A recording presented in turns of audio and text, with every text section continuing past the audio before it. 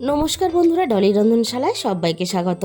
আর আজকে তোমাদের সাথে শেয়ার করব গরম গরম ভাতের সাথে খাওয়ার জন্য প্রথম পাতের উচ্ছের একটা দারুণ রেসিপি। আর রেসিপিটা শেষ পর্যন্ত দেখার জন্য তোমাদের কাছে আমার অনুরোধ রইল। আর রেসিপিটাকে স্কিপ করে দেখো না, তাহলে আমি কোথায় কি মশলা দিয়েছি শেষ পর্যন্ত সেটা কিন্তু বুঝতে পারবে না। আর একটা মশলা যদি মিস হয়ে যায় তাহলে কিন্তু রান্নাটা আমি যেভাবে বানিয়েছি সেই রকম কিন্তু স্বাদের হবে না। তাহলে রেসিপিটা আমি কি কি দিয়ে বানিয়েছি সেটা দেখে নেওয়া যাক। এই রান্নার জন্য আমি বড় সাইজে 6টা উচ্ছে নিয়েছি। আর আমি এই রান্নাটা উচ্ছে দিয়ে করছি, তোমরা চাইলে কিন্তু করলা দিয়েও রান্নাটা করতে পারবে। সমস্ত উচ্ছেগুলো আমি মাঝখান থেকে কেটে 2 পিস টুকরো করে নিয়ে আড়াআড়িভাবে এইভাবে একটু রিং রিং করে কেটে নিয়েছি, এতে দেখতেও ভালো লাগবে। আর উচ্ছের দানাগুলো কিন্তু আমি বাদ দিয়ে দিয়েছি। আর এই রান্নার জন্য উচ্ছের সাথে আমি একটা মাঝারি সাইজের আলু কেটে নিয়েছি। রান্নার জন্য আমি প্রথমে একটা মশলা বানিয়ে নেব। আমি এখানে 1/2 চামচ পরিমাণ কালো জিরে কড়াইয়ের মধ্যে দিয়ে দিলাম। আর আমি কিন্তু এখানে উচ্ছের পরিমাণ বুঝে কালো জিরেটাকে ভেজে নিচ্ছি। তোমরা যতটা পরিমাণ উচ্ছে বা করলা রান্নাতে ব্যবহার করবে সেই পরিমাণ বুঝেই কিন্তু কালো জিরেটাকে বাড়িয়ে বা কমিয়ে ভেজে নিতে হবে। আমি কালো জিরেগুলো হালকা আঁচে নাড়াচাড়া করে ভেজে নিলাম। কালো জিরেটা আমি খুব ভালোভাবে ঠান্ডা করে পরে আমি গুঁড়ো করে নেব। আবারও আমি গ্যাসের মধ্যে কড়াই বসিয়ে দিয়েছি। এবার আমি কড়াইয়ের মধ্যে 4 চামচ পরিমাণ সর্ষের তেল দিয়ে দিলাম। তেলটা আমি প্রথমে খুব ভালোভাবে হাই হিটে গরম করে নিলাম। এবার আমি সমস্ত কেটে রাখা উচ্ছেগুলো তেলের মধ্যে দিয়ে দেব। আর আমি কিন্তু এই রান্নাটা সর্ষের তেলে করছি। সর্ষের তেলেই কিন্তু তোমরা রান্নাটা করার চেষ্টা করবে, তাহলে রান্নার স্বাদটা ভালো হয়। আমি রান্নার জন্য যতগুলো উচ্ছে ব্যবহার করেছিলাম, দেখেছো তোমরা, 2টো উচ্ছে কিন্তু হালকা একটু পেকে গিয়েছিল। এর জন্য কিন্তু কোনো অসুবিধা নেই, এর জন্য কিন্তু রান্নার স্বাদের কোনো পরিবর্তন হবে না। উচ্ছেগুলো তেলে দেওয়ার পরে হালকা একটু 2 থেকে 3 মিনিট আমি একটু নাড়াচাড়া করে নিলাম। এবারে আমি দেখো উচ্ছের মধ্যে স্বাদ মতো লবণ দিয়ে দিলাম। আর এখানে সামান্য পরিমাণ হলুদ গুঁড়ো দিয়ে দেবো। লবণ আর হলুদ দিয়ে আমি উচ্ছেগুলো খুব ভালোভাবে নাড়াচাড়া করে ভেজে নেব। আর উচ্ছের গায়ে কিন্তু আগুন লাগতে একটু সময় লাগে, আর উচ্ছে তার জন্য ভাজা হতে একটু সময় লাগে। অল্প একটু হলুদ গুঁড়ো দিয়ে নাড়াচাড়া করে মিশিয়ে উচ্ছে ভাজলে তাহলে উচ্ছের গায়ে ভাজার একটা তাড়াতাড়ি কালার চলে আসে। আর কড়াইয়ের গায়ে আমি এভাবে একটু ছড়িয়ে দিয়ে উচ্ছেগুলো নাড়াচাড়া করে ভাজতে থাকবো। আর উচ্ছে কিন্তু একেবারে বেশ লাল লাল করে মুচমুচে করে ভাজবে না, তাহলে কিন্তু উচ্ছের মধ্যে তেতো ভাবটা বেশি চলে আসে। আমি ঠিক দেখো এখানে বেশ লালচেও হয়েছে, আবার কাঁচা কাঁচাও আছে গাটা। এরকম করে উচ্ছেগুলো আমি ভেজে রেডি করে নিলাম। এরকম একটু লাল লাল করে আর হালকা একটু কাঁচা থাকবে এইভাবে উচ্ছে ভাজলে, তাহলে কিন্তু খেতেও বেশ ভালো লাগে। এবার আমি সমস্ত উচ্ছেগুলো কড়াই থেকে নামিয়ে নিলাম। উচ্ছেগুলো কড়াই থেকে নামিয়ে নেওয়ার পরে আমি এখানে কড়াইয়ের মধ্যে আবারও 4 চামচ পরিমাণ সর্ষের তেল দিয়ে দিলাম। আবারও আমি তেলটা খুব ভালোভাবে গরম করে নিয়ে এবারে আমি ফোড়নে দিয়ে দিলাম অল্প একটু কালো জিরে। আর এইভাবে উচ্ছে আলু চচ্চড়ি রান্না করলে তাহলে কালো জিরে ফোড়নটা অবশ্যই দেবে। কালো জিরের গন্ধটা এই রান্নাতে খুব ভালো লাগে। আমি দেখো সমস্ত কেটে রাখা আলুগুলো তেলের মধ্যে দিয়ে দিলাম। প্রথম পাতের রেসিপি হিসাবে আমরা কিন্তু সবসময় ভাজা বা অন্য কোনো সবজি দিয়ে তরকারি রান্না করে খাই। মাঝে মাঝে যদি আমরা এরকম একটু উচ্ছে বা করলা রান্না করে খাই, তাতে আমাদের মুখের স্বাদেরও পরিবর্তন হবে।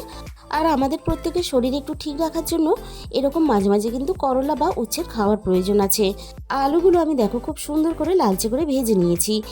আলুর সাথেই আমি এখানে একটা ছোট সাইজে টমেটো কুচি দিয়ে দিলাম।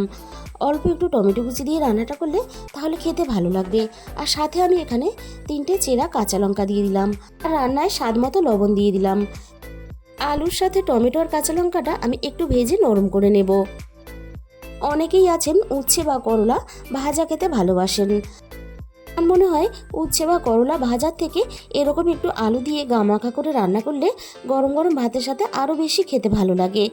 তোমরা যখন এইভাবে রান্নাটা করবে, হাতের কাছে যদি কাঁচা লঙ্কা থাকে অবশ্যই রান্নাতে দেবে।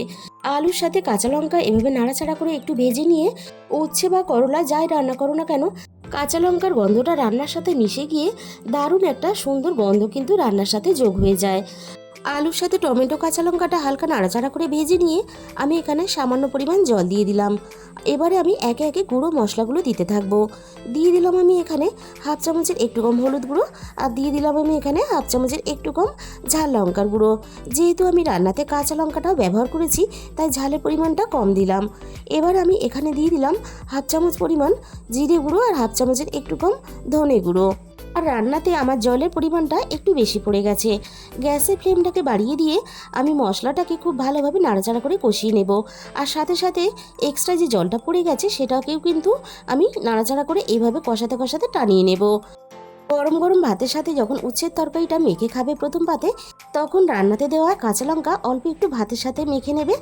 এতে ভাতের সাথে কাঁচা লঙ্কার গন্ধটা সুন্দরভাবে মিশে যাবে, আর যখন খাবে তখন কিন্তু দারুণ খেতে লাগবে। আমি দেখো সমস্ত মশলা খুব ভালোভাবে নাড়াচাড়া করে কষিয়েও নিয়েছি, আর জলটাকেও আমি কিন্তু টানিয়ে নিলাম। আর রান্না থেকে সুন্দরভাবে তেলটাও ছেড়ে দিয়েছে।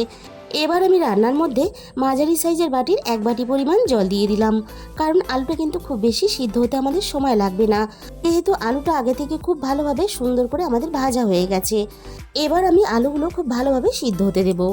মিনিট 10 পরে আমি আলুগুলো একটু নাড়াচাড়া করে নিলাম, আর সাথে আমি দেখে নেব আলুগুলো খুব ভালোভাবে সিদ্ধ হয়েছে কিনা। আলুগুলো খুব সুন্দরভাবে সিদ্ধ হয়ে গেছে, আর আলু এই রান্নাতে খুব ভালোভাবে এইরকম করে সিদ্ধ করে নিলে রান্নার স্বাদ কিন্তু আরও বেশি ভালো হয়।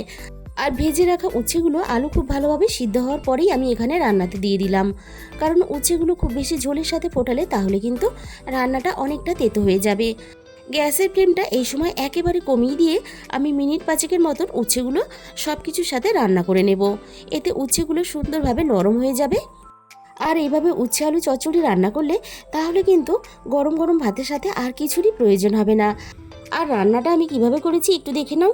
দেখো রান্নাতে রস রস ভাবও আছে, আবার বেশ শুকনো শুকনো ভাবও হয়েছে।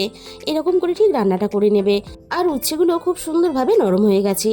এবার আমি ভেজে রাখা কালো জিরের গুঁড়োটা দিয়ে দিলাম, আর এখানে দিয়ে দেব অল্প একটু পাতিলেবুর রস।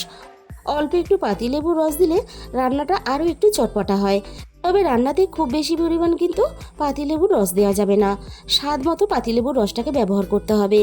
আমি পাতিলেবুর রস আর কালো জিরেটাকে খুব ভালোভাবে নাড়াচাড়া করে মিশিয়ে নিলাম। আর তোমরা যদি কেউ একান্তই পাতিলেবুর রস রান্নাতে ব্যবহার করতে না চাও, তাহলে পাতিলেবুর রসটাকে স্কিপ করে যেতে পারো। এবার আমি রান্নাতে স্বাদ মতো চিনি দিয়ে দেবো অল্প একটু। যেহেতু আমরা পাতিলেবুর রসটা ব্যবহার করেছি, তাই স্বাদের ব্যালেন্সের জন্য অবশ্যই একটু অল্প চিনি ব্যবহার করবে। বন্ধুরা, একবার হলেও তোমরা বাড়িতে এই রেসিপিটা ট্রাই করে দেখো। প্রথম পাতের রেসিপি হিসাবে আশা করি তোমাদের ভালো লাগবে। তাহলে বন্ধুরা, আজকে রেসিপিটা ভালো লাগলে প্লিজ একটা ভিডিওতে লাইক করে দিও, আর প্রচুর প্রচুর নিজেদের বন্ধুদের মধ্যে শেয়ার করে দিও। আর যে সমস্ত বন্ধুরা এখনও পর্যন্ত আমার চ্যানেলটাকে সাবস্ক্রাইব করনি, এরকম নতুন নতুন রেসিপি পেতে অবশ্যই আমার চ্যানেলটাকে সাবস্ক্রাইব করে পাশে থাকা বেল আইকনটা অল করে দিও। তাহলে আমি যখনই কোনো নতুন রেসিপি আপলোড করব সবার আগে তোমার কাছে পৌঁছে যাবে। তোমাদের মূল্যবান সময় দিয়ে রেসিপিটা শেষ পর্যন্ত দেখার জন্য অসংখ্য ধন্যবাদ।